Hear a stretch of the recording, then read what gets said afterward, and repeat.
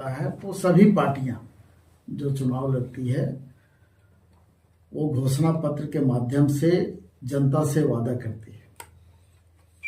लेकिन ये जो घोषणा पत्र आज जारी हुआ है भारतीय जनता पार्टी के तरफ से और देश के गृह मंत्री के द्वारा ये जारी किया गया है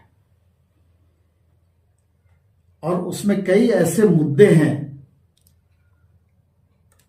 जो समाज को बांटने वाले मुद्दे, जो भारतीय जनता पार्टी का राजनीतिक चरित्र है वो देखने को मिला है।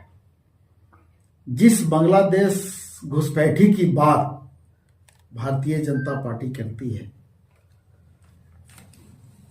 अगर हम बहुत बारीकी से उसको देखें तो झारखंड का जो सीमावर्ती क्षेत्र है या जो सीमाएं हैं उससे किसी भी देश की सीमा नहीं मिलती है और उसके बाद भी अगर बांग्लादेश से घुसपैठ हो रहा है तो इस घुसपैठ के लिए जिम्मेवार कौन है, सवाल ये उठता है। केंद्र की सरकार के अधीन सीमा की सुरक्षा आती है। सीमा पर बात है कि बीजेपी का यह संकल्प पत्र छलावा मात्र है, झूठ का पुलिंदा है।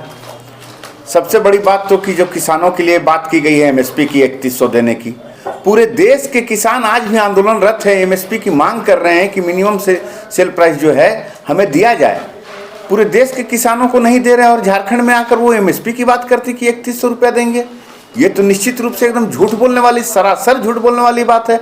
देश के लाखों किसानों का धरना प्रदर्शन आंदोलन और उनकी जो मौतें हुई है, आज देश की जनता अपनी नंगी आंखों से देख रही है सच्चाई को, इसके बावजूद वो झूठ बोल रहे हैं। हमारी मैया सम्मान योजना शुरू क्या हुई, वो पीछे पड़ गए उसे बंद कराने के लिए, लेकिन जब उन्होंने देखा कि ये योजना पूरी सफलता से झारखंड में चल रही है तो वो मैया सम्मान योजना के राशि बढ़ाने की बात करते हैं। वृद्धावस्था पेंशन लगातार हम दे रहे हैं। महिलाओं के आत्मसम्मान की रक्षा के लिए, उनके आर्थिक विकास के लिए सावित्रीबाई फुले किशोरी योजना लगातार चल रहा है। लेकिन और उनके जो मुद्दे हैं भाजपा के, जो संकल्प पत्र हैं, उनमें किसी भी तरह का कोई तारतम्य नहीं है।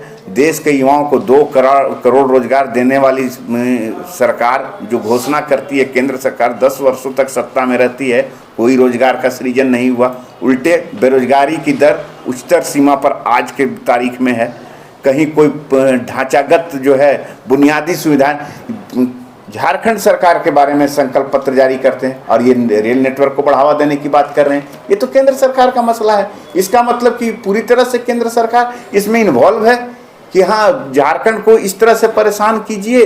अभी वर्तमान महागठबंधन सरकार को इससे साबित हो गया है कि वर्तमान महागठबंधन सरकार को झारखंड केंद्रीय सरकार से कोई सहायता नहीं मिली है।